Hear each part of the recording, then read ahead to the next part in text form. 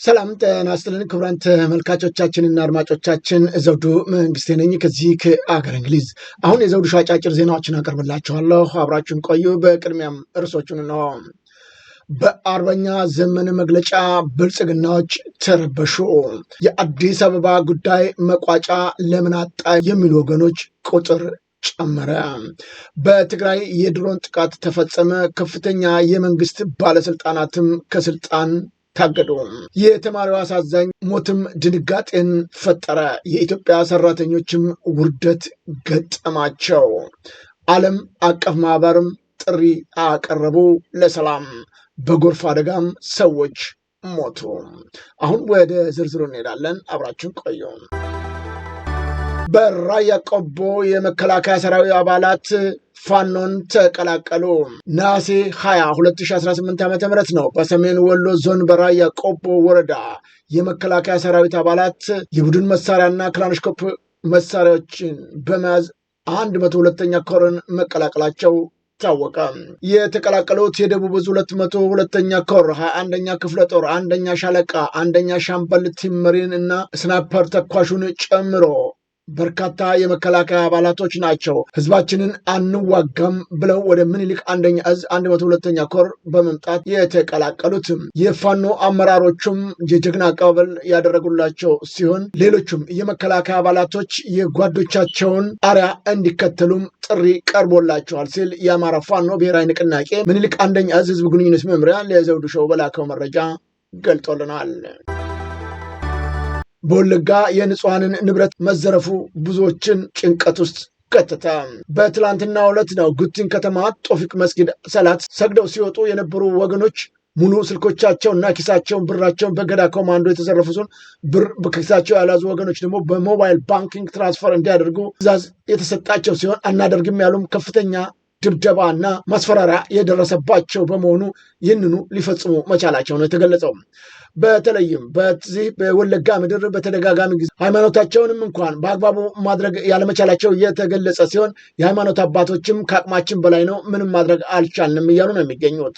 ሰዎች በነፃነት መንቀሳቀስ የማይችሉበት የወለጋ ምድር አሁንም ከፍተኛ ጭንቀት የሰፈነበት አካባቢ መሆኑ ተገልጿል።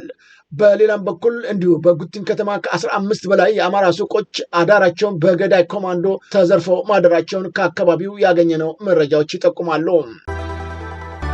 ይህ በእንዲህ እንዳለን በምስራቅ ወለጋ ጊዳ ወረዳ አንዶዴ ዶቼ ቀበሌም በቢዛሞ ፋኖ ሽንፈት የተከናነበው የገዳ ኮማንዶ ለእምነት የመነኑ ቀሳውስትን ቆሞስና ሴቶችን በግፍ መረሸኑም ተገለጸ። በአንዶዴ ዲቼ ስላሴ ቤተክርስቲያን ኪዳን በማድረስ ላይ የሚገኙ በግፍ ከተረሸኑት መካከል ቆሞስ አባ ታደሰ መኮንን አንዱ እንደሆነም ታውቋል። እኚህ አባት በግፍና ጭካኔ በተሞላበት ሁኔታ ነው የተረሸኑት ተብሏል።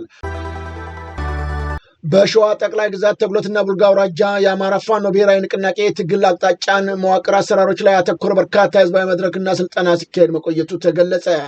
በዚህ ታላቅ ህዝባዊ ምክክር መድረክ እና ስልጠና በአካባቢ ያሉ ማህበራዊ፣ ኢኮኖሚያዊ፣ ፖለቲካዊ ሁኔታዎችን በጥልቀት የገመገመ ሲሆን የህዝቡን ተሳትፎ የሚያሳድጉ ሀሳቦች ተነስተው ሰፊ ውይይት መደረጉም ተገልጿል። ይህ ህዝባዊ ውይይት የአደረጃጀትና የመዘርጋትንና የሀሳብ ማጥራትን ነገ ለሚካሄደው ሁሉን አቀፍ ህዝባዊ ትግል ጠንካራ መሰረት የጣለ ሲሆን ህዝቡም በንቃት ለመሳተፍ የአማራውን የፖለቲካ ቀጣይ ውሳኔዎች ላይ ቀጥተኛ ድርሻ እንዲኖረው መንገድ የሚከፍት ነው ተብለዋል። በውይይቱም ወቅት የሸዋ ህዝብ በህልውናውና በአዲስ አበባ ጉዳይ ላይ የማይደራደር መሆኑንና ለፍትህ ለእኩልነት የሚደረግ ትግልን አጠናክሮ እንደሚቀጥልም ተገልጿል። በመጨረሻም ከእዝ ከኮርና ከክፍለ ጦር የተውጣጡ አመራሮች እያደረጉ ላለው የማብቃት ስራ ምስጋና ያቀረቡ ሲሆን ህዝቡም ታሪካዊ ድርሻውን አጠናክሮ እንዲቀጥል ጥሪ የቀረበለትን አቅጣጫ አስቀምጧል ሲል የአማራ ፋኖ ብሔራዊ ንቅናቄ አሳምነው 5ኛ ህዝብ ግንኙነት መምሪያ መረጃውን ልኮልናል። የአርበኛ ዘመነ ካሴ መግለጫ ብልጽግናን አስደነገጠው። ለምን ይሆን? አርበኛው በመግለጫው ያስቀመጣቸውን ነጥቦችም ሲዘረዝር የአማራ ፋኖ ከሌሎች ህዝባዊ ብሔራዊ ኃይሎች ጋር የሚተባበረው ብቻውን መቆም ስለማይችል አይደለም። የትግራይ ኃይል ከአማራው ከኦሮሞ ጋር የሚተባበረው ብቻውን መቆም ስለማይችል አይደለም። አፋሩ ከአማራው ከኦሮሞው ከሲዳማው በርካታው ጋር የሚተባበረው ብቻውን መቆም ስለማይችል አይደለም። ኦሮሞ ከጉምዙ ከአማራው ጎን የሚቆመው ብቻውን መቆም ስለማይችል አይደለም። ሶማሌው ከሌሎች ወገኖች ጋር የሚያብረው ብቻውን መቆም ስለማይችል አይደለም። ሁሉም ራሱን ችሎ መቆም ይችላል። እስካሁንም ሁሉም በራሱ መንገድ በገዛ እግሩ ሲጓዝ ነው የመጣውና እነዚህ ድርጅቶች የሚተባበሩት ብቻቸውን መቆም ስለማይችሉ ሳይሆን ትብብር ዛሬያዊው ዘላለማዊው ጠቀሜታ ስላለው ነው። ስለዚህ ህዝባዊ ኃይሎች ይተባበራሉ፣ የጋራ ግባቸውንም በጋራ ያሳካሉ። የእኛ ዘመን ተልኳችን ሰዎችን መሰብሰብ ነው፣ መቀራረብ ማቀራረብ ነው፣ ፍቅር ነው። ሰይፍ ያነሳውን አበባችንን ነጥቀውን ነው። እኛ በዚህ ኃላፊነት እያለን በግፍ ሊያጠፉን ገፍቶ ካልመጣ በስተቀር አማራ ከሌላው ህዝብ ጋር አንዋጋውም፣ መቼም አናደርገውም። ለአማራው ህዝብ ተበድረን ተጨማሪ ጠላቶችን አንገዛለትም። ለሌሎችም ወገኖቻችንም የመከራ ምክንያት አንሆንም። እኛ ይህ ምኞታችን እንዲህ ብላሽ አይሆንም። ሁሌ እንደምንለው በጎ ምኞቶችን ዳር የሚያደርሰው የራሳቸው እግዚአብሔር አላቸው። ይህም የቂም ተራራን የቁርሾ ጋራን የሚያፈርሰው የመገዳደር እንቧለሌን የሚሰብረው የመጨረሻው ትውልድ ነው። ይህ ደፋርና በጎ ትውልድ ነው። ይህ ትውልድ የክፋት ሐውልት ደርምሶ በቦታው የፍቅርና አብረው የመኖርን ዋርካ ካልታከለ በስተቀር በዚህኛው በእኛ ዕድሜ ቀጥሎ የሚመጣው ትውልድ የሰውን ሳይሆን ሙሉ በሙሉ የጭራቅን ልብ የተገጠመለት ይሆናል። ይመጣል ብለን የምንፈራው መጥቷል እኮ ብሎ መናገርም ይቻላል። ልክ ነው። እየመጣ ያለው ግን በመደበኛ አእምሮ ለማሰብ ይከብዳል። መድኃኒቱ ይህንን የመጨረሻ ጥረት ተጋግዞ ውጤታማ ማድረግ ነው። ዛሬ እኛን ለመዝለፍና ዓላማችንን ለማንቋሸሽ ድምፃችንን ከፍ አድርገው ለመሳቅ ብቻ ሲሉ የዋልጌ ማህበር የመሰረቱት ወገኖች ሁሉ አንድ ቀን ወደኛ ይመጣሉ። ይህንን በጎ ምኞታችንን ይገዛሉ፣ የራሳቸው ያደርጋሉ። ያንም ፍጹም ሳይሸማቀቁ በፍጹም ይቅርታ እንቀበላቸዋለን። ህሉናችን በተባበረ ክንዳችን። አርበኛ ዘመነ ካሴ የአማራ ፋኖ ብሔራዊ ንቅናቄ ሊቀመንበር ነሐሴ 1 ቀን 2018 ዓመተ ምህረት። ዓለም አቀፉ ማህበረሰብ የሰላም ጥሪ አቀረበ። በፌዴራል መንግስትና በህወሓት አመራሮች መካከል እየተባባሰ የመጣውን ውጥረት ተከትሎ ነው በአፍሪካ ህብረት መሪነት እየተደረገ ያለውን የማሸማገል ጥረት የአውሮፓ ህብረት አባል የሆኑ 22 ሀገራት ዩናይትድ ኪንግደም፣ ኖርዌይ፣ ካናዳ እና አሜሪካን በአንድ ድምፅ ደግፈውታል። በድሮን ጥቃቶች፣ በወታደራዊ እንቅስቃሴዎች ሳቢያ በድርቅ ለተጎዳው የትግራይ ህዝብ ዳግም ጦርን ለመቀስቀስ አስከፊ እንደሚሆን ነው አገሪቱ አጽንኦት ሰጥተው ያስጠነቀቁት።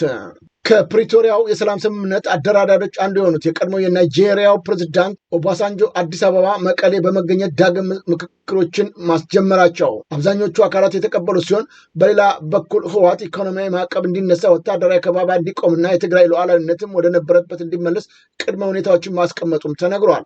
በሁለቱ ወገኖች መካከል የሚስተዋለው አለመግባባት ህዝቡን በከፍተኛ ስጋት ውስጥ ከቶታልም ነው የተባለው። የተማሪዋ ህይወት መጥፋት ድንጋጤ ፈጠረ በአካባቢው ነዋሪ ዘንድ። በምስራቅ ሲዳማ ዞን ነው የ12ኛ ክፍል ፈተና ውጤት በመውጣቱ ምክንያት የተሰማት ከፍተኛ ሀዘንና ተስፋ መቁረጥ መቋቋም ያልቻለችው የ18 ዓመት ወጣት ተማሪ በኖራ በተባለ ወንዝ ውስጥ ራሷን አስገብታ ህይወቷ ማለፉ የተሰማው ዜና ሁሉንም የአካባቢው ነዋሪ ህዝብ ድንጋጤ ውስጥ መክተቱ ታወቀ። ውጤት ተሳካም አልተሳካም ህይወት ሊቀጥል ይችላልና በምንም ጉዳይ ላይ ቢሆን ወጣቶች ራሳቸውን ላለማጥፋት ጥንቃቄ ልታደርጉ ይገባልም ሲሉ ምክረ ሀሳቡን የአካባቢው አባቶች ተናግረዋል። 10 ሜትር ጉድጓድ ውስጥ የተጣለች ህፃን በህይወት ተረፈች።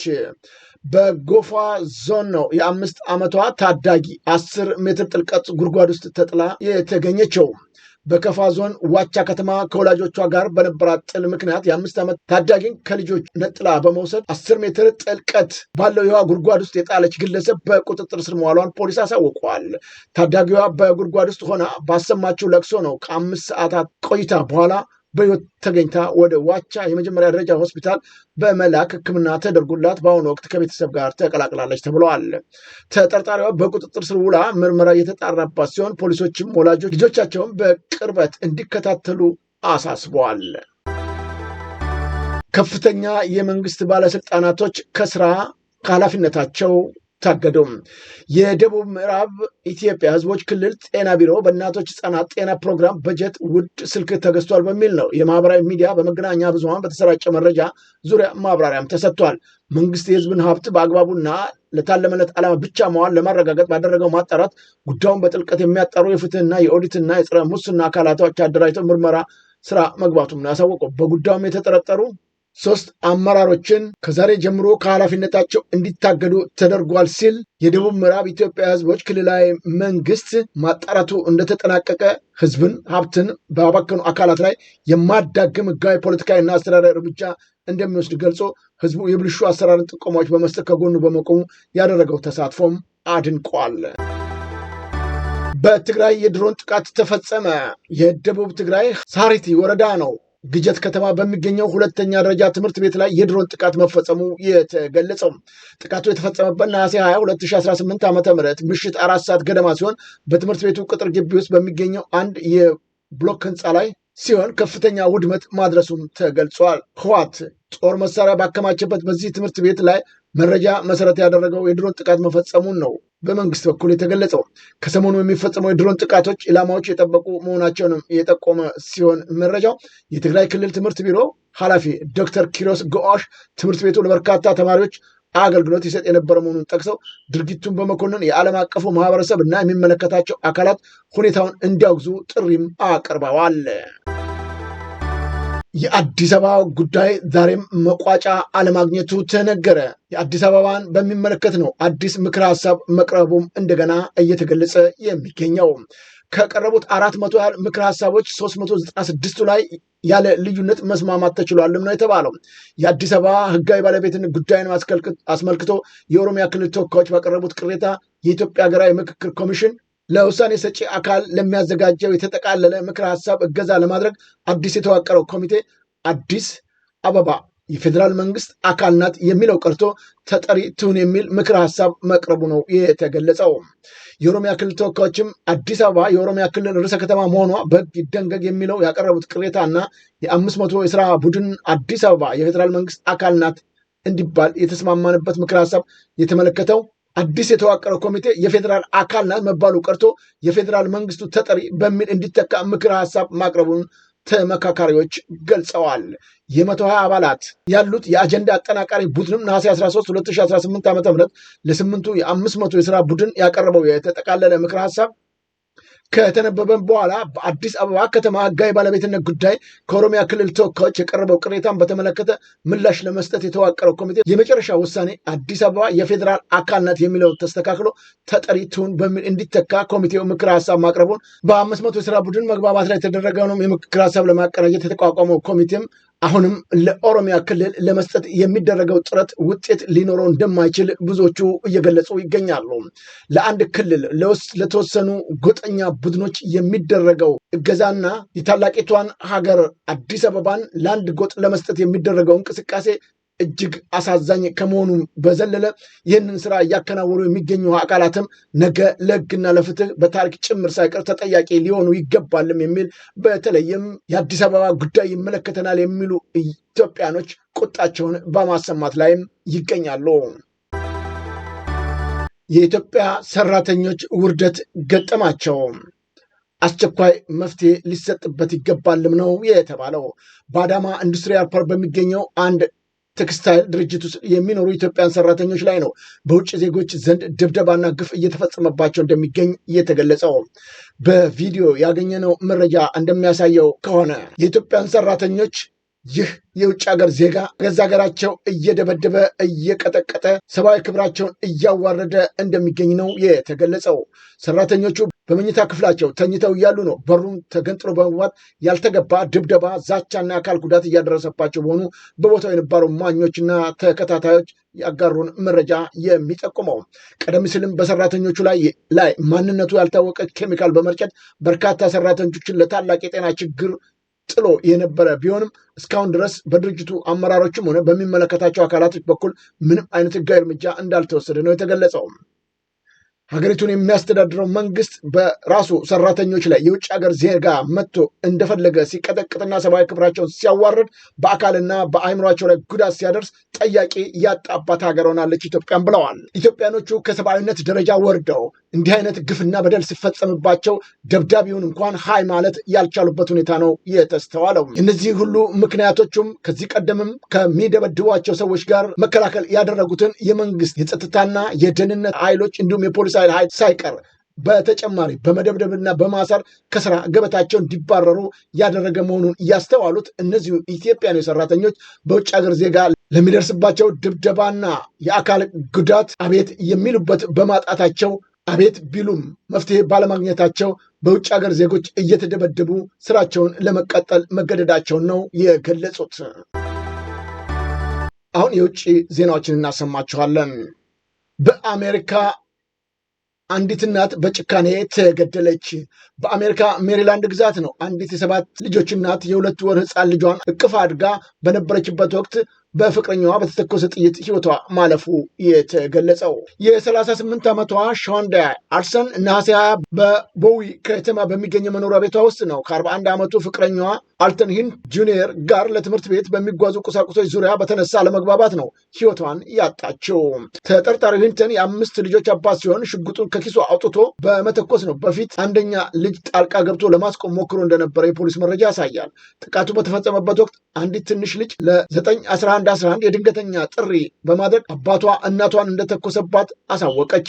ከ2 ደቂቃዎች በኋላ ደግሞ ሂንተን ራሱን ለፖሊስ ደውሎ ተኩሼባታለሁ፣ ሽጉጡን የመልእክት ሳጥን ውስጥ አስቀምጬላችኋለሁ በማለትም ተናግሯል ነው የተባለው። አልስተን በፍጥነት ወደ ሆስፒታል ብትወሰድም ማክሰኞ ከሰዓት በኋላ የደረሰባት ከባድ ጉዳት ምክንያት ህይወቷ አልፏል ነው የተባለው። አሰቃቂው ድርጊት ሲፈጸምም ከ2 ወር እስከ 18 ዓመት ዕድሜ ያላቸው 6 ልጆች በቤት ውስጥ የነበሩ ሲሆን የ21 ዓመቱ ታላቅ ልጅ ዣን ፍራም በሰጠችው ቃለ ምልልስ እናቴ በወቅቱ የ2 ወር እህቴን አቅፋ ነበር። አምቡላንስ እስኪመጣ ድረስ የ13 ዓመት እህቴ እናቴን ታቅፋትም ነበር። ይህ ለየትኛውም ሰው በተለይም ለ13 ዓመት ልጅ እጅግ ከባድና ልብ የሚሰብር ፈተና ነው ብላለች። ልጆቿ እናታቸውን የሚያስታውሷት በደግነቱ አቅም ለሌላቸው ሰዎች በምታደርገው እርዳታ ነው። ለቤት አልባ ሰዎች ምግብ አዘጋጅታ እንድናደርስ ታደርገን ነበር። ይህ አይገባትም። ማንም ሰው ይህንን አይገባውም። እርሷ እናታችን ነበረች ስትል ፍሪማን የሐዘን ስሜቷንም ገልጻለች። በኔፓል የጎርፍ አደጋ የሰውና የንብረትን ጉዳት አደረሰ። በኔፓልና ቻይና ቲቤት ወሰን አካባቢ በደረሰ ከፍተኛ የመሬት መንሸራተት እና ድንገተኛ ጎርፍ አደጋ የሟቾቹ ቁጥር 165 የደረሰ ሲሆን ከ1300 በላይ ሰዎች ደግሞ የገቡበት አልታወቀም ተብሏል። በኔፓል እስካሁን 168 አስክሬኖች የተገኙ ሲሆን ከ800 በላይ ሰዎች ደግሞ ጠፍተዋል ያለው የመንግስት አካል በቲቤት በኩል ደግሞ የ3 ሰዎች ህይወት ማለፉ ተረጋግጦ ከ558 በላይ ሰዎች መጥፋታቸው ነው የተገለጸው። በሁለቱም ወገን ከቪየትናም፣ ህንድ ከ100 በላይ፣ አሜሪካ 54፣ ብሪታንያ 33፣ ማሌዥያ እና ደቡብ አፍሪካ የመጡ በርካታ ቱሪስቶች ተጓዦች በጠፉበት ሰዎች ዝርዝር ውስጥ ይገኛሉ ነው የተባለው። በሪክተር ስኬል 4.4 የሆነው የመሬት መንቀጥቀጥ ተከትሎ የመጣው የበረዶ ግግር በደረቅ መር እና የድንጋይ ናዳ ድንገተኛ ውሃ የአፈር ጎርፍ ማስከተሉም ነው የተገለጸው። ጎርፉ በየመንገዱ ያገኛቸው መንደሮች 19 ድልድዮች፣ 40 ኪሎ ሜትር መንገድ፣ 13 የሃይድሮ ፓወር ፕሮጀክቶችና 200 የጭነት መኪናዎችን ሙሉ በሙሉ ጠራርጎ ወስዷል ነው የተባለው። በአካባቢው ባለው አስቸጋሪ መሬታማ አቀማመጥና ዝናብ ምክንያት የመታደግ ስራው ውስብስብ እንዳደረገውም ታውቋል። በመጨረሻም በህንድ ሀገር በአንድ የግል ትምህርት ቤት የ6 ዓመት ህፃን በመምህሩ በጥፊ ከተመታ በኋላ ህይወቱ ማለፉ ታወቀ። ክስተቱ በትምህርት ቤቱ የክፍል ውስጥ የደህንነት ካሜራ ተቀርጾ መውጣቱም ታውቋል። መምህርቷ ህፃኑን የቤት ስራ አልሰራህም በማለት በጥፊ እንደመታችው ነው የታየው። በደህንነት ካሜራው ላይ እንደታየው ህፃኑ በመምህሩ በጥፊ ከመመታቱ በፊት በከፍተኛ ፍርሃት ውስጥ ሆኖ ሲንቀጠቀጥና መምህሩን ሲለምን እንደነበረ ታውቋል። በኋላም በጥፊ ከተመታ በኋላ ተዝለፍልፎ መምህሯ ላይ ወድቋል ነው የተባለው። በሰዓቱ ርብርብ ተደርጎ ወደ ጤና ተቋም ቢወሰድም ህይወቱ ግን ሊተርፍ አልቻለም የተባለ ሲሆን የህፃኑ ሞት ትክክለኛ ምክንያት በመምህሩ ድርጊትና በህፃኑ ሞት መካከል ያለው ቀጥታ ግንኙነት በምርመራ እየተጣራ መሆኑን የህንድ መገናኛ ብዙሃን ዘግበውታል። ክስተቱ በትምህርት ቤቶች ህፃናት ከአካላዊ ቅጣት መጠበቅና የተማሪዎቹን ደህንነት ማረጋገጥ ላይ ጥያቄ ያስነሳ ዓለም አቀፋዊ መነጋገሪያም ሆኗል። ክቡራን ተመልካቾቻችንና አድማጮቻችን ለአሁኑ ያቀረብኩላችሁ የዘውዱ ሾው አጫጭር ዜናዎች እነዚህን ይመስሉ ነበረ። በቀጣይ ዝግጅታችን እስከምንገናኝ የዘውዱ ሾው ሚዲያን ሼር፣ ላይክ እና ሰብስክራይብ በማድረግ ወዳጅ ቤተሰቦቻችን እንድትሆኑ ከወዲሁ በአክብሮት እንጋብዛለን። ከዜናዎቹ ጋር አብሬያቸው የነበርኩትን የዘውዱ መንግስት የነበርኩኝ። ጤና ይስጥልኝ።